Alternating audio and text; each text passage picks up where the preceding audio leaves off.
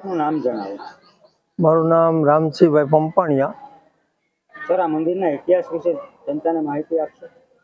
હા, આ વીર માંગડાવાળો 550 વર્ષ પહેલાની આનો ઇતિહાસ છે.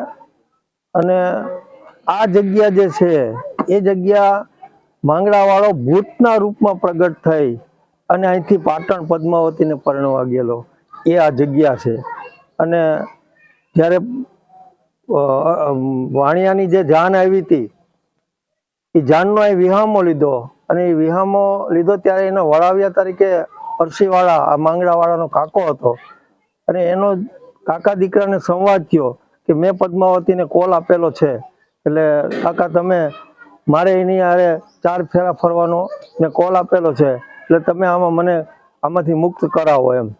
અને પછી અરસીવાળાએ આ બધા લોકોની હારે વાણિયાઓની હારે ચર્ચા કરી કે ભાઈ આ વરરાજો કદરૂપો છે અને કન્યા છે એ ખૂબ સ્વરૂપવાન છે, એટલે વળી પાછા એમ કે કન્યા પરણવાની ના પાડશે તો આપણે કંઈક આમાં રસ્તો કાઢીએ.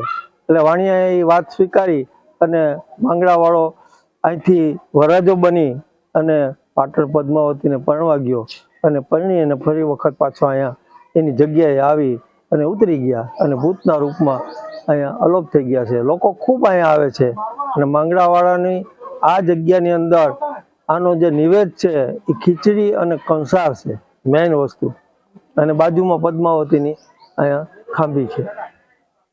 આ મંદિરે આવવા માટે આ ગીર સોમનાથ જિલ્લાનું સૂત્રાપાડા તાલુકાનું ઉમરી ગામ છે. નેશનલ હાઈવે જે છે ફોર્ટેક ત્યાંથી 1 કિલોમીટર અહીંયા સરસ્વતી નદીને કાંઠા ઉપર આ જગ્યા આવેલી છે.